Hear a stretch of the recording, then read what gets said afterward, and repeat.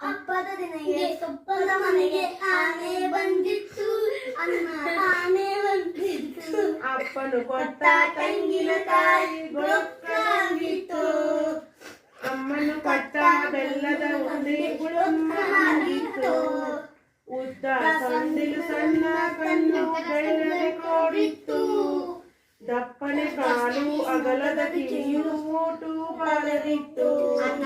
ಕಾಲಿಗೆ ಗೆಜ್ಜೆ ಕೊರಳಲ್ಲಿ ಗಂಟೆ ಆನೆ ಬಂದಿತ್ತು. ಮೈ ಮೇಲೆಲ್ಲ ಚಿನ್ನದ ಬಟ್ಟೆ ಪಳಪಳ ಹೊಳೆದಿತ್ತು.